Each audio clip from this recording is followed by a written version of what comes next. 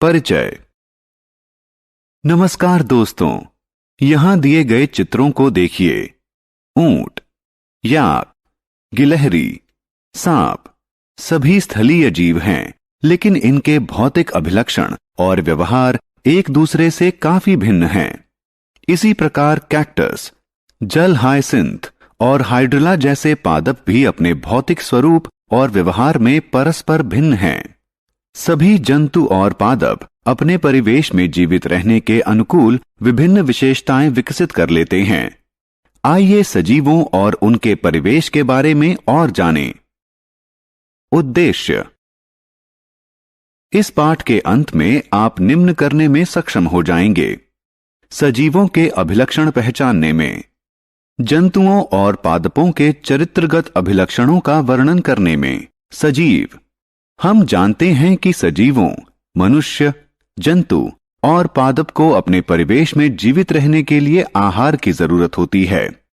उनके भौतिक रूप में काफी विभिन्नता होती है, लेकिन वे सभी अपने जीवन में बढ़ते और विकसित होते हैं। सभी सजीव जीवित रहने के लिए विभिन्न मूल प्रकारों वृद्धि, विकास, पोषण, श्वसन, प्रजनन और उत्सर्जन को क्रियान्वित करते हैं।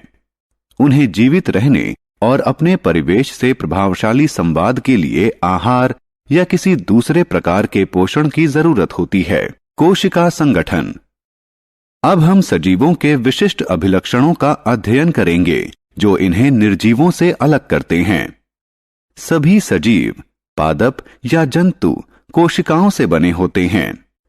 वे उनके शरीर में उपस्थित कोशिकाओं के आधार पर एक कोशिकीय या बहुकोशिकीय हो सकते हैं। छोटे आकार के जीव जैसे कि अमीबा, पैरामीशियम एक कोशिका से बने होते हैं, इसलिए उन्हें एक कोशिकीय जीव कहते हैं।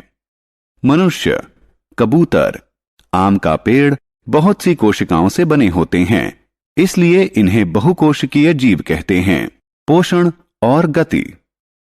सजीवों की एक अन्य विशेषता है पोषण। सभी सजीवों को वृद्धि और जीवित रहने के लिए पोषण की आवश्यकता होती है।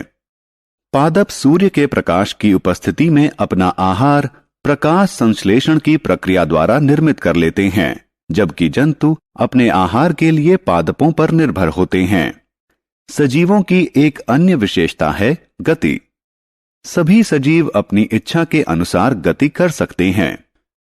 लोगों का चलना, मेंढक का फुदकना और सांप का रेंगना गति की क्रियाएं हैं। इसी प्रकार पादप भी गति करते हैं, लेकिन वो अपना स्थान नहीं बदलते। कद्दू की लता अपने आधार की दिशा में गति करती है। उद्दीपन के प्रति अनुक्रिया। जब आप किसी पौधे को खिड़की के पास रखते हैं तो देखते हैं कि वह सूर्य के प्रकाश की दिशा में मुड़ जाता है।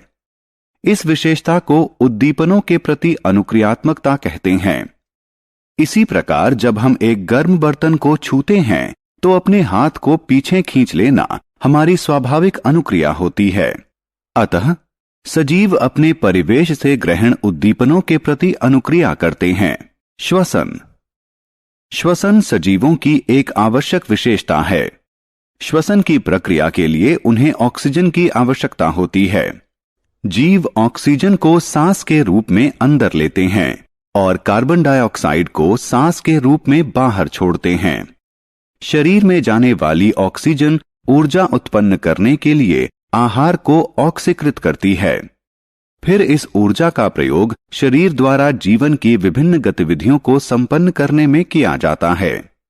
पौधे अपने पत्तियों और तनों के बाह्य परत पर उपस्थित सूक्ष्म छिद्रों की सहायता से श्वसन करते हैं। प्रजनन। प्रजनन सजीवों की एक महत्वपूर्ण विशेषता है। सभी सजीवों में प्रजनन द्वारा अपने समान संतान उत्पन्न करने की क्षमता होती है।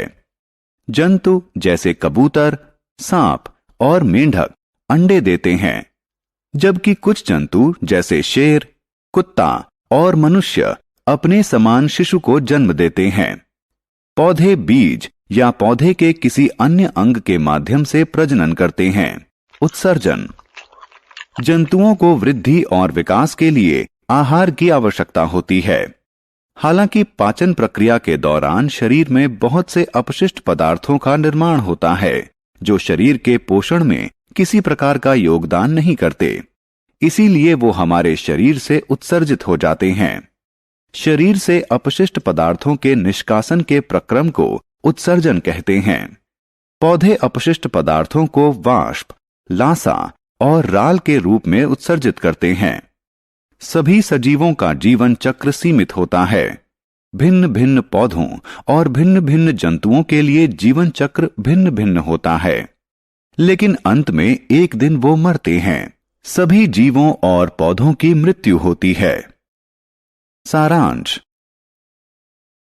आइए हमने जो कुछ सीखा है उसे संक्षेप में दोहराएं। सभी सजीव जंतुओं और पादपों का निर्माण कोशिका से होता है। सभी सजीवों को वृद्धि के लिए पोषण की आवश्यकता होती है। सभी सजीव अपनी इच्छा से गति करते हैं। सभी सजीव ऑक्सीजन को श्वास के रूप में अंदर लेते हैं और कार्बन डाइऑक्साइड को श्वास के रूप में बाहर छोड़ते हैं। सभी सजीवों का जीवन चक्र सीमित होता है।